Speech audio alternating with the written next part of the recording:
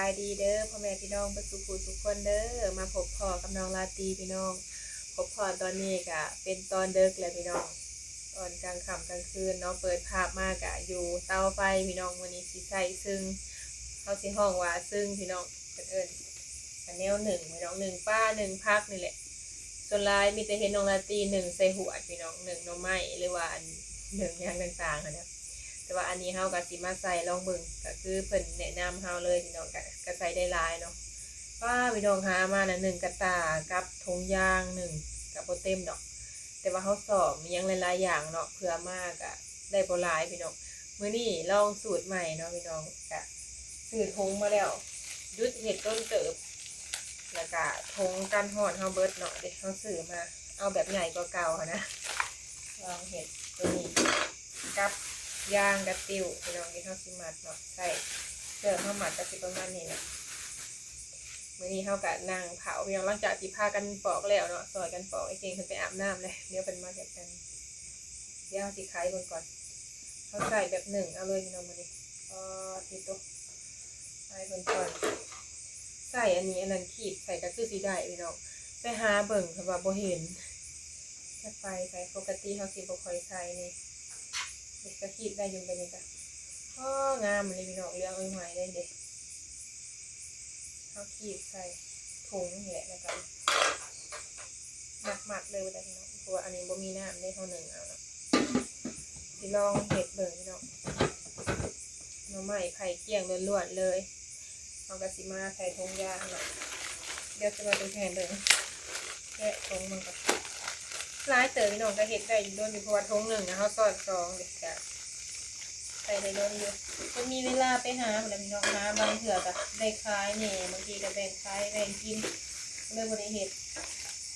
อันนี้น้ำไม่ไทยนี่ทั้งบ้านเท่านั้นบุปันไดเนี่ย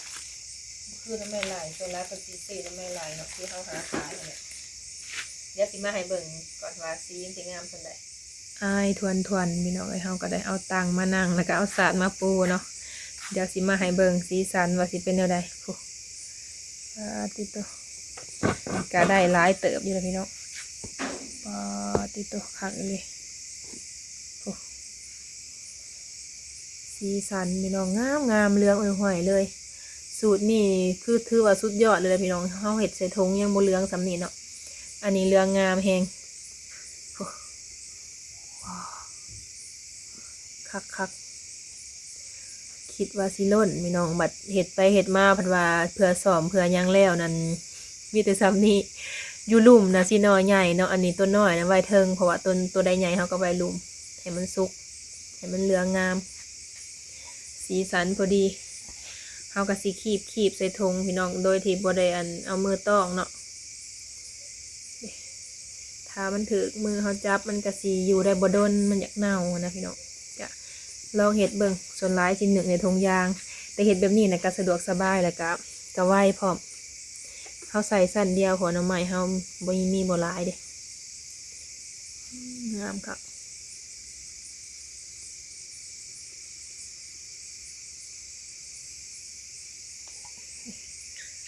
เขาสิมาขีดใส่ถุงเลยพี่น้องเลย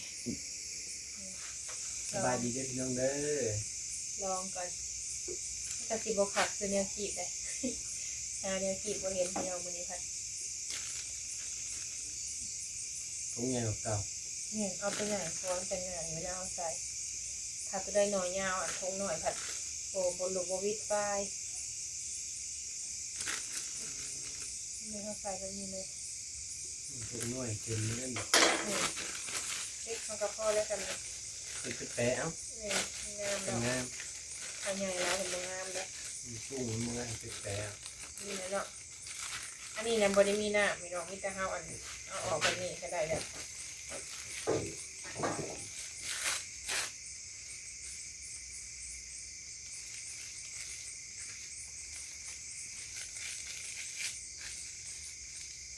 เราก็ติดซ่อนอีกทงหนึ่งเลย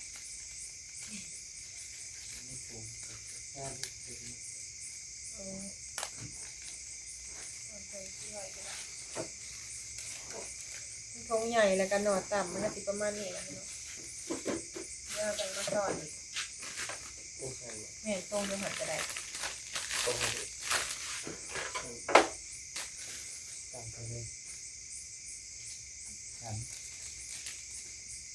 จะงามตัวใหญ่ก็สีขีด ตั เนี่ วย นี้มันเสด็จน้ำเลย แหนมขัก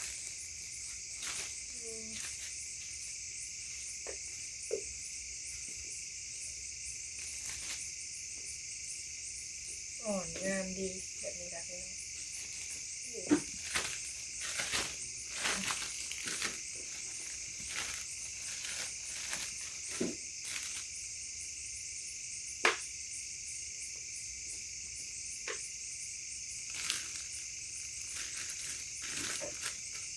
ใส่อีกหนึ่งอันตัวมันใหญ่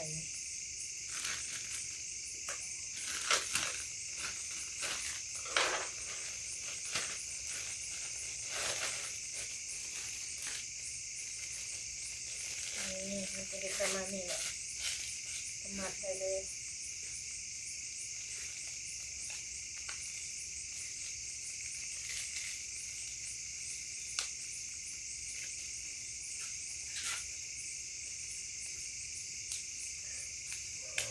งามเลย หน่อก็นี่นะงาม อีกเป็นนะ ปล่อยไว้ให้เย็นก่อน อีก จะ เป็น ไม่ถูกเป็นหรอก โยเป็นเท่ามีแต่ลด การคิดผิดเป็น บ่มีแต่ เราก็ เห็ จะ ด ได้ ที่ สอ ทำ นสอนทงก็ได้ ไม่สิสอน ถ้าบ่ห่อนนะถ้าห่อนก็ถ่าย ถ้าทำมันเย็นก่อนมันจังคงหมดน่ะ เกินห่อนโคตร คงหมด ขีดใส่แบบนี้เลยพี่น้องแล้วก็แป้งเอาจะมีตัวยาวตัวสั้นในรวมกันหน่อไม้ก็แต่ว่ามันสิแก่แล้วนะพี่น้องพอดีเข้ามาหนึ่งกับพอดีงามมันจะบดถึงขั้นว่าอ่อนเกินนะไปหากับเลือกคันนี้จะที่ได้นะ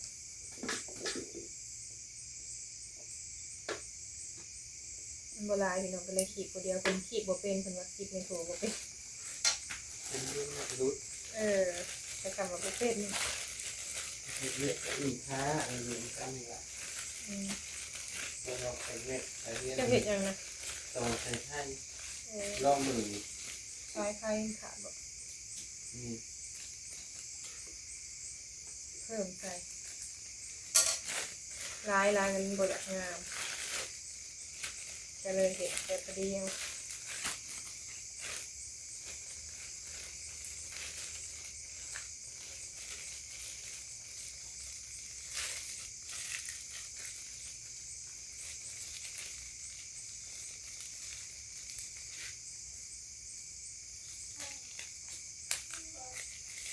เผื่อเขาสอนทงมันจะสิพอดีงาม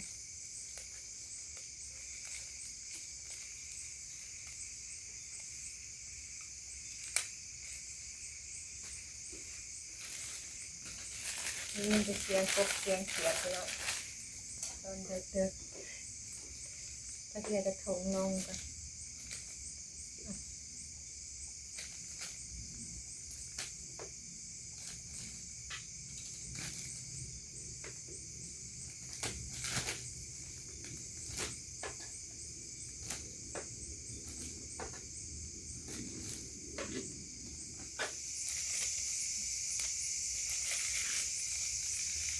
ตอนมันเย็นๆไปเขาจะสิทอดอีกทงหนึ่งยันทอดกดกันย่างเยอะเดี๋ยวมันลงเบิดอยู่แล้วตกแล้วก็ตกแล้วก็เลยตกเลยยังวะย่างวัฒนธรรม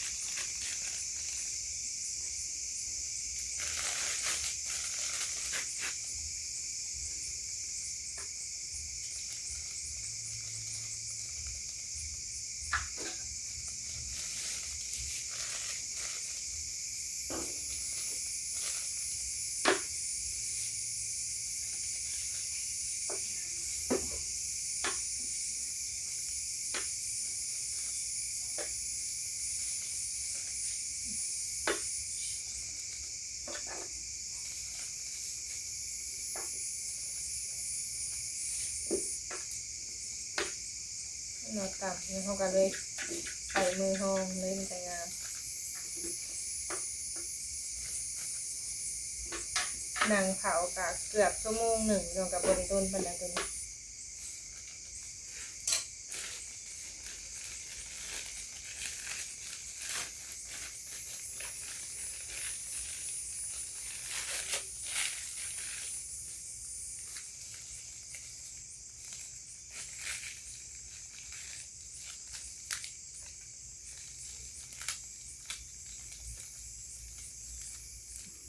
เฮาใส่ธงแล้วพี่น้องบาดนี้หายใส่ธงเรียบร้อย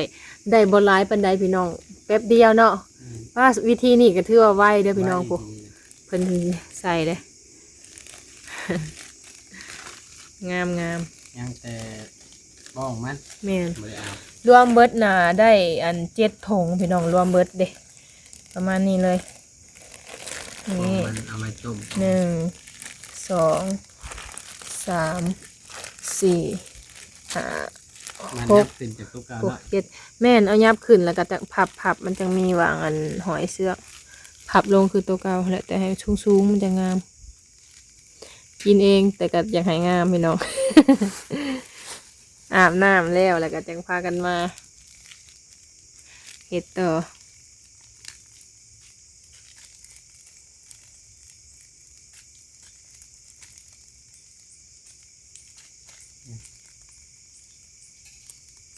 เอาแบบแน่นๆเนาะสีน่ะงามเลยพี่น้องเปิดแสงให้เบิ่งก่อนหน่อไม้เหลืองอ่อยหวายเลยแบบนี้ก็คักๆแหละนี่เขาสอนทงเรียบร้อยพี่น้อง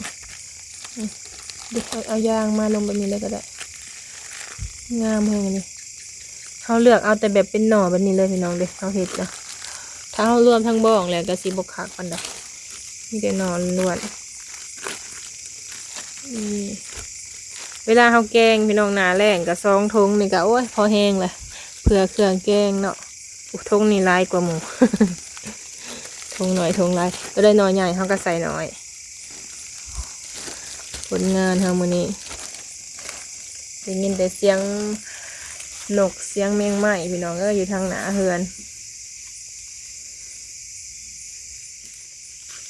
ตัวนี้สอนแล้วเนาะ เออ สอนทงไว้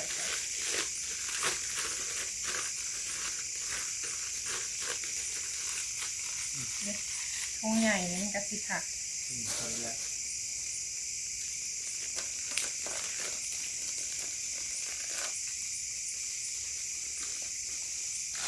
เราก็เอาเสือกพางมาห่อยอีกได้พี่น้องแบบนี้แล้วนะจ๊ะต้องได้ห่อยไว้เนาะที่เอาไว้จังไพ่เลยเรายังไม่ทันห่อยไว้จังไพ่ที่เขาตัดลงขนาดงานขนาดนี้พอได้ค่ะ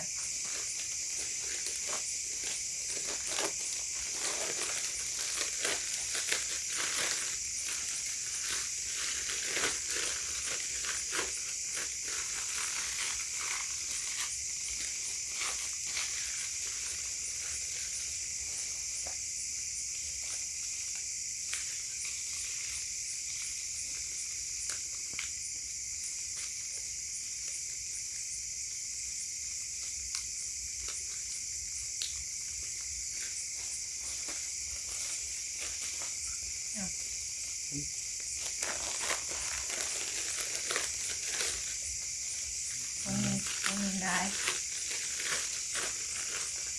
แล้วอะไรก็ได้ปักคอนพี่น้องไปเห็ดจะใส่เวลาโดนเสิร์ฟเพื่อเขาปอกงานน้ำปอกอะไรมาเลยมันจะแป๊บเดียว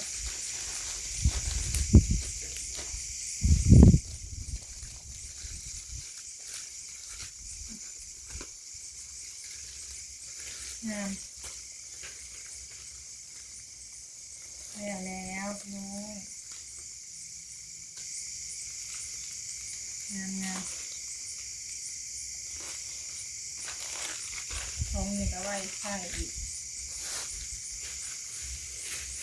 เดี๋ยวเนาะ เดี๋ยวนะ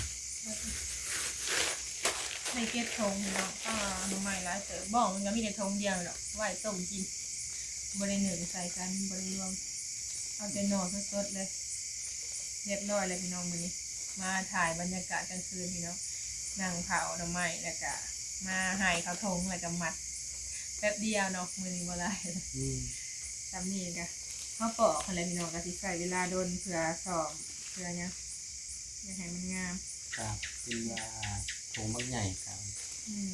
เรือทางในก็ทำนี่แหละนะครับไปต้มให้ยุบลง ตอนนี้ก็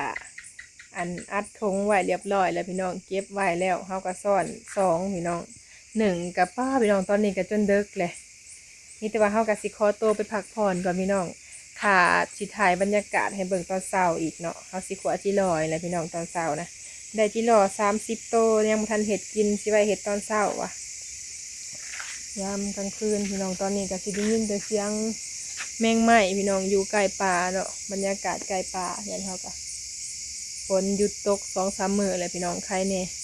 ถ้าเบิ่งตอนเช้าพู้นแหละถ้าว่าสิตกหรือว่ามีแดดก็พี่น้อง7 โมงปลายนี่ก็เห็นแล้วตะเวนขึ้นการไปการมาก็สะดวกสบายพี่น้องเพราะหนทางสบายแล้วไปบัดนี้เดียวสิขอตัวไปพักผ่อนกันเด้อพี่น้องเด้อตอนนี้ก็เปิดภาพมากะบรรยากาศตอนเช้าแล้วพี่น้องว่าสิขัวจิหล่อนี่แหละพี่น้องกินข้าวเช้าเนาะปกติก็สิพากันออกไปแต่เช้าๆพี่น้องเมื่อคืนนี้นอนดึกพี่น้องดึกคักเนาะเพื่อหนึ่งหน่อไม้แล้วก็เอาหน่อไม้ใส่ถุงได้7 ถุงพี่น้องแต่ก็ใส่เวลาโดนเติบเพราะว่าเพื่อเขาปอกแล้วเนาะสบายดีตอนเช้าเด้อพี่น้องเด้อมือจับฐานพี่น้องสีดำๆนี่มาอยู่ทั้งสวนพี่ละพี่น้องสวนเพิ่นบ่เป็นเสียหญ้าแปลนเบิดเลยบรรยากาศหากว่ามื้อนี้บ่เห็นแดดเนาะพี่น้องคือครึมๆอันนี้จะเป็นกอหน่อไม้เพิ่นพี่น้องบางนะขึ้นหลายหน่อไม้สังไพรขายลำนั่นแหละขึ้นคักนี่ได้ยินแต่เสียงไก่ขึ้นหลายช่วงนี้ก็กำลังเริ่มขึ้นพี่น้องเพราะว่าฝนตกหลังๆนี่แห้งฝนตกแล้วดินมันสุ่มปกตินั่นขึ้นเนาะเพราะว่าดินมันแข็งแล้วก็สูงพี่น้องแถวเนี้ยช่วงหลังๆนี่ได้กินหน่อไม้ไล่แล้วก็หน่อไม้ไผ่หน่อไม้ไล่นี่ก็ออกอยู่ถ้าฝนหยุดนี่ก็คือสิบ่มีแล้วพี่น้องบ่ค่อยได้ปานใดลมวอยๆนี่แต่ใบกล้วยพี่น้องต้นกล้วยเพิ่นปลูกไว้เป็นกล้วยน้ำนี่แหละเฮาบ้านเฮาสิเอิ้นว่ากล้วยน้ำพี่น้องกล้วยคายใบกล้วยเท่านี้เนาะเพิ่นปลูกไว้บรรยากาศธรรมชาติมีแต่หน่อไม้สังไพรขึ้นพุสะอ้อนนะพี่น้องขึ้นหลายแล้วก็ถ้าขึ้นสูงเพิ่นก็เอาไปขายอยู่เนาะอันนี้สิเป็นกอหน่อไม้ของเจ้าของที่ที่ว่าน้องละตีอยู่เดี๋ยวนี้นะพี่น้องแต่ว่าใกล้กันปุ๊บป้าขึ้นสูงคักกระดอกหาก็ขึ้นเพราะว่าฝนตกป้าพี่น้องเลยถ้าได้มื้อจังหยุดหน่อไม้ก็กำลังเริ่มปีกายปีก่อนนี่นะหน่อไม้หลายๆแบบหลายแห้งนะพี่น้องแต่ปีนี้นี่บ่ปานใดหน่อไม้ไล่ออกแล้วก็หน่อไม้สังไพรนี่ก็สิขายบ่ดีพี่น้องทั้งปีนะเพราะว่าเพิ่นก็สิกินแต่หน่อไม้ไล่มันก็แซ่บเนาะต้นตะไคร้แม่ตู่เพิ่นปลูกไว้นะออกคักเด้อพี่น้องเอ้ยดกแล้วก็กอใหญ่ขึ้นแห้ง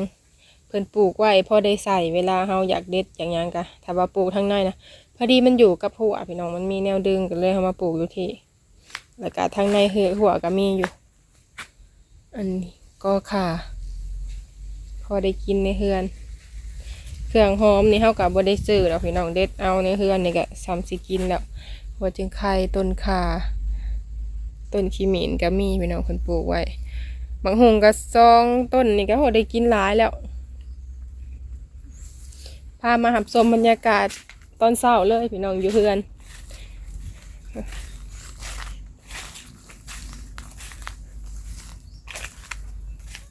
หาก็ขึ้นเลียนขึ้นคักขึ้นแน่ไปมาประมาณนี้เลยแต่ว่ามันบ่ได้พังดินเนาะมันก็คือสิขึ้นเทิงแบบนี้อยู่ในเฮือนนี่ก็เดียวตัวน้องละตีว่าสิโกนออกนะก็ได้กินตลอดเลยพี่น้องมื้อวานนี่ก็อายพาเมียไปแกงอยู่เนาะอันนี้สิเป็นจิหล่อเฮาพี่น้องเฮาใส่ขี้ออกเรียบร้อยเลยแล้วก็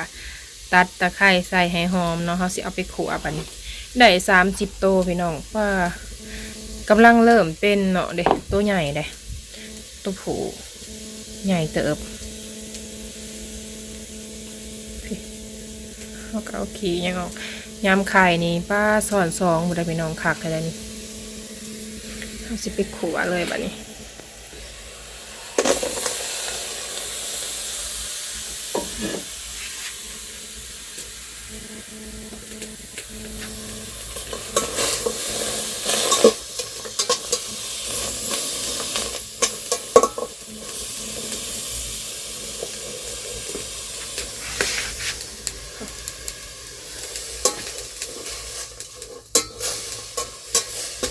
ไข่ แต่ว่าถ่านเฮากะจงไว้ดังพี่น้องทั้งถ่านหมุนทั้งถ่านเป็นก้อนนั่นแหละก็เลยได้ดังช่วงหน้าฝนกะบ่ได้ยากเพราะว่าอยู่เฮือนเฮานะเฮาก็บ่ได้เอาไปพี่น้องเวลาเฮ็ดอยู่เฮ็ดกินกะอยู่พุ่นกะสิใส่พื้นเฮาก็ประหยัดไว้ใส่อยู่เฮือน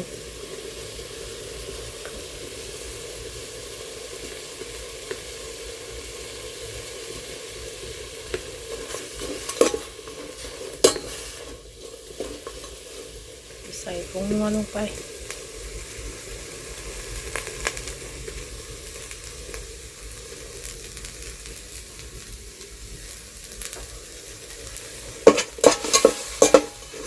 ข้าวบดได้ทอดพี่น้องสีขวาแบบนี้แหละ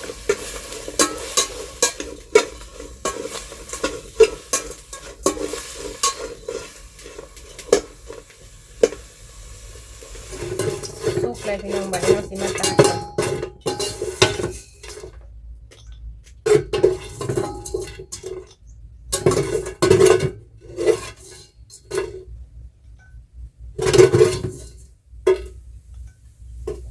ยามนี่ยังบ่มีไข่พี่น้องบ่ได้กินไข่ขาอีกไก่นี่ไปคุดจะได้หลายเติบอยู่ละกิโลพี่น้องแต่ว่าปีนี้นะเป็นตกหลัดเตะช่วงนะมันกันเลยบ่ออกเฮาหาควายบ่เห็นนี่ขวดจิโลไปลองซิมมาก่อนเด้อ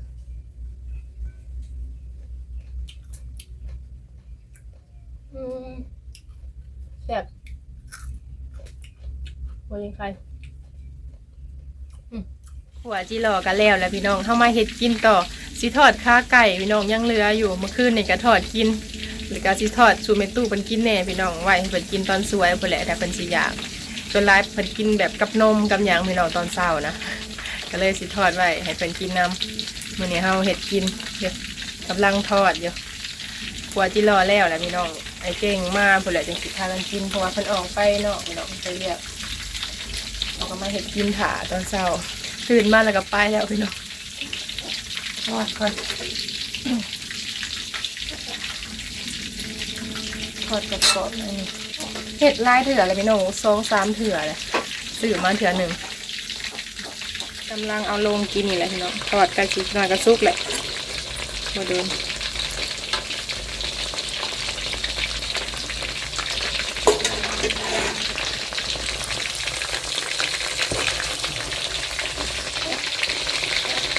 มาทางนอกกะอากาศแดดแล้วพี่น้องบ้านนี่เห็นแดดเลยก็ที่ตัวบรรยากาศแจ่มใสทางต้นมังหงเฮาลมวอยๆพี่น้องใครแน่บ้านนี่ท้องฟ้าหากะเห็นแดดเนาะ